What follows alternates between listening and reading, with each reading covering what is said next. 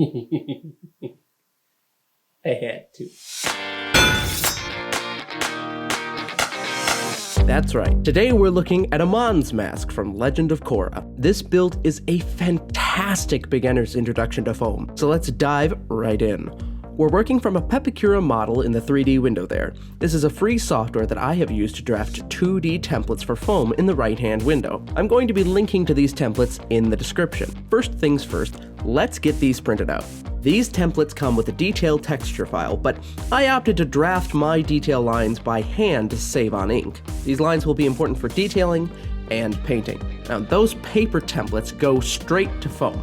We're working with 6mm craft foam. You can pick this up at your local craft store very cheaply. I actually raided my scrap bin for the majority of this build.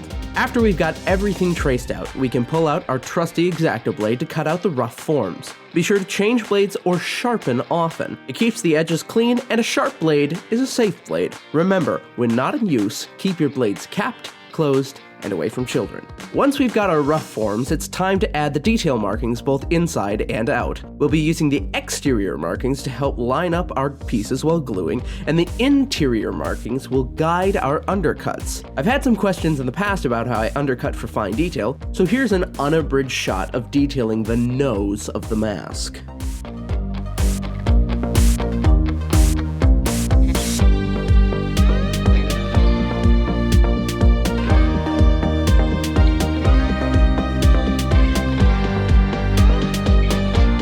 We're going to take all of our pieces to a well-ventilated area for gluing. I just went outside. Remember to account for every piece before you start and give your contact cement a firm stir before starting. We don't want any of the lumps that form from sedentary glue. Remember when gluing that a firm bond requires at least 2 layers of contact cement per face, and let dry between layers. Foam is forgiving, but we want this bond to last the life of the mask. I find the best way to expedite the gluing process is to have many pieses curing at once, ready to go as soon as you finish gluing 2 pieces.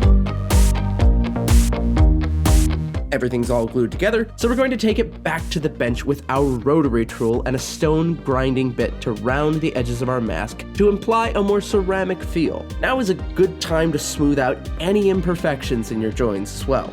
At this point, I wanted to open up the eyes more, so I wedged some round forms in there for a bit and then heat formed them more to my liking.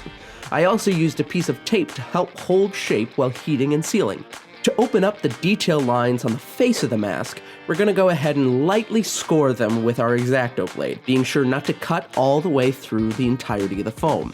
Then just pass your heat gun over it and gently open up those lines. If you find that you missed any areas with your cutting, now is a good time to go back in and just finish up those detail lines. I decided to add a bit more depth to the symbols on the forehead with my rotary tool. We'll be sealing our foam with a mix of Quick Seal and Mod Podge. Now, if you don't have Mod Podge, feel free to use white glue as a substitute. Me, I'll be using Mod Podge. The mixture is watered down and applied all over the mask, inside and out. I used about 2 coats, 3 were necessary.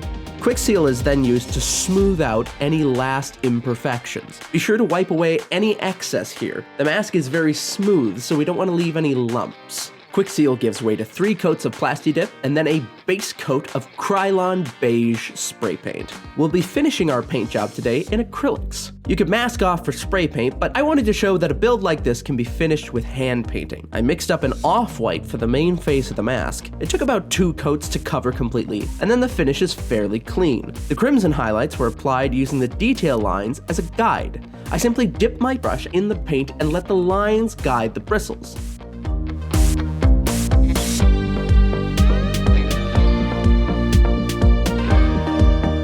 As a final touch, I took a normal black Sharpie and lined the edges and the bridge of the nose as an homage to the animation style of Legend of Korra. Before we call the mask done, let's add a band of elastic to the back. This is just 1-inch black elastic with a little bead of super glue on each end to prevent fraying. Just cut to size, score the inside of the mask, and hot glue into place.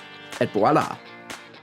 Here it is, all finished up. I'm really happy with the way this looks, especially with how much hand detailing is involved in this piece. There's definitely a beauty side and a non-beauty side, but that is the way of things. I take back everything I said about the rescue helmet up over there. This is a great beginner's build. It is more pieces, but it's a lot less detailing. And I have to say, it teaches a lot of the basic principles of foam building. I was a big fan of the way in which these groove lines definitely helped with the painting. And frankly, the places where it gets a little wonky are definitely places that I accidentally filled in those lines. So again, you're gonna wanna make sure that you don't accidentally fill those in during the filling and the painting, because they are going to help you in the long run. There's definitely ways to go even further with this build. Remember my blue spirit mask?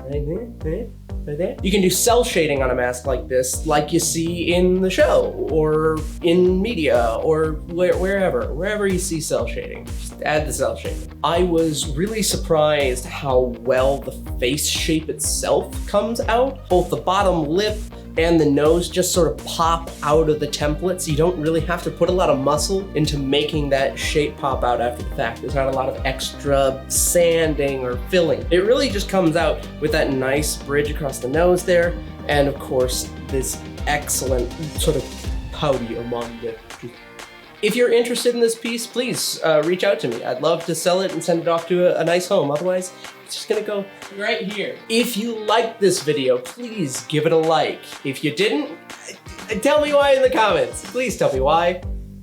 I want to do better. Please subscribe to the channel. That helps us out greatly. We've already passed 60 subscribers, so beat 64 or 65 or I don't know. This video is coming out soon. Check back weekly for more videos like this. I do builds, I do tutorials, and of course I give out free templates. You'll find them down below in the description. For Foam Armory, I've been Jaden. Thank you so much.